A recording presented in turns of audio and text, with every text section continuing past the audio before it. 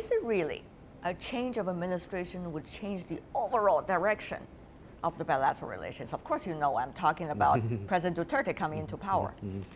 Yeah, you're right. I think the inauguration of the new president in the Philippines just gave very significant change of its policy toward China. And after his visit to China, and the relations between the Philippines and China have already returned to the stable and good track, for at least half a year. And the momentum is still there, I think, still good. And the visit of our Vice Premier Wang Yang this time will give new driving forces to the development of the relation between the two sides. If you're talking about President Duterte and his views toward China, let's take a look at what he had been saying. After President Duterte took office, he took a completely different attitude, at least for now, towards China. Let's take a look at some of his remarks. First, Mr. Duterte said that he's steering away his administration from the U.S.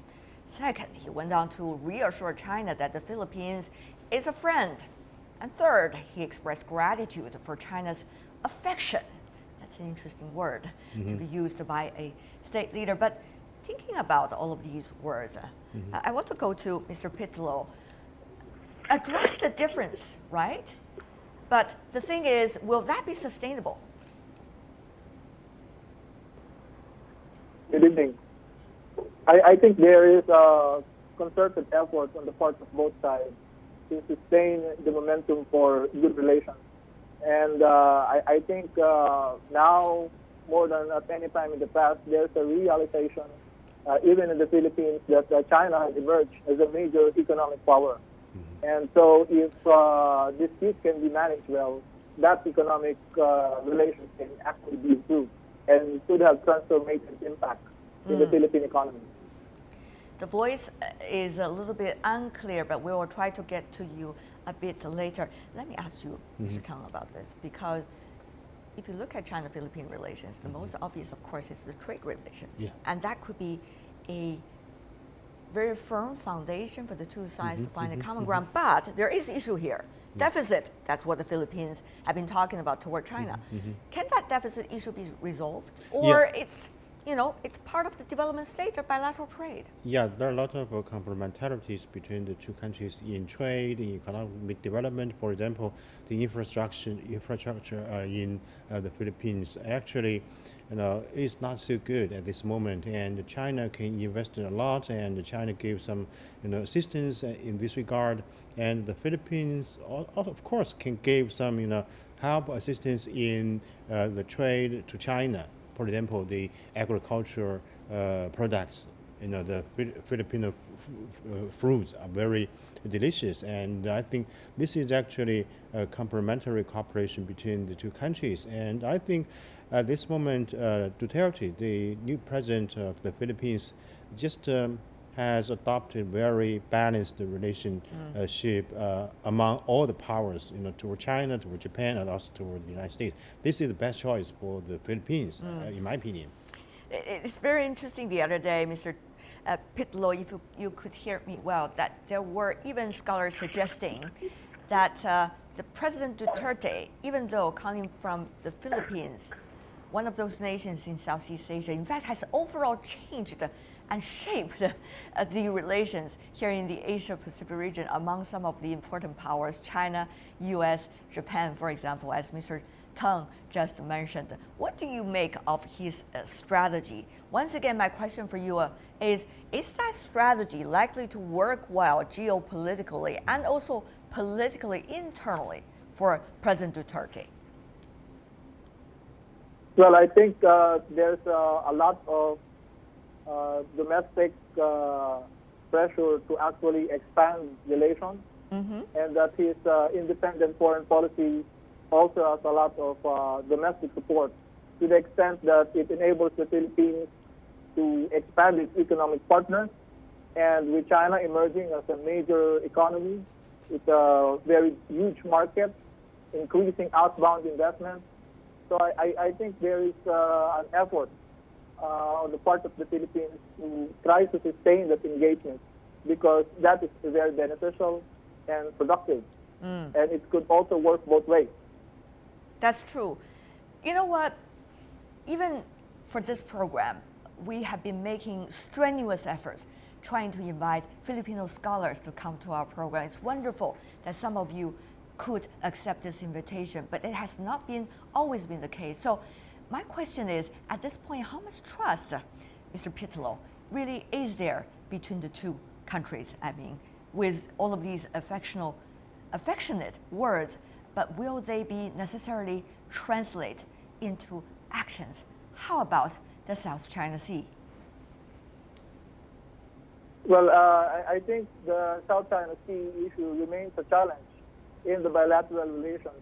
But again, as our president has mentioned, it need not be the be-all of our relations. We have to look at the relations in a more comprehensive perspective so that we can be able to manage this dispute, try to compartmentalize it, so that the other aspects of the relations can still flourish. I see. What do you think, Mr. Tang? Manage the relationship, put the different sides of the relationship into perspective. Yeah, I think this is actually a new job for the new government in the Philippines. How can the Philippines continue the momentum to enhance the cooperation or the relations between the two countries? And of course, China is willing to share its achievements. For example, the Road and the Belt Initiative is inclusive, is cooperative, and it's for the sake of all the countries concerned in this region. Philippines now has already officially expressed its interest into being a country on the Belt and Road Initiative, particularly maritime Silk Road. So I think the South China dispute there, of course, is a challenge for the two countries, but I don't think this is a whole thing for the relations between the two countries. And actually, Duterte, he is willing. He's very realistic and pragmatic in dealing with the challenge, and maybe that the small potato in the relation between the two countries, and the cooperation economy and in politics should be the most important part for the two countries. So I think Duterte is very clever in this regard. It's not just Belt and Road initiatives in which there could be common ground between the two, but also RCEP, as we understand, and the regional trade arrangement that China and the ASEAN countries try to seek out. What role can Philippines play, do you think, from the Chinese perspective? Just as we saw from the video that the total trade between China and the Philippines reached $47 billion US, one of the largest trade cooperation between China and the ASEAN countries. Right. And I think the market in both sides and also the the complementarities between the two sides will give a new driving forces for the further development in economy and also in the security cooperation. Actually, China used to be very cautious in security cooperation, but from 2012 we can see that the change of the policy, especially in security cooperation between China and ASEAN countries, we carry out several measures in bilateral level and also in multilateral level, and also our senior officials, military officials, paid visit to ASEAN countries. So this is a big change for China. China would like to enhance their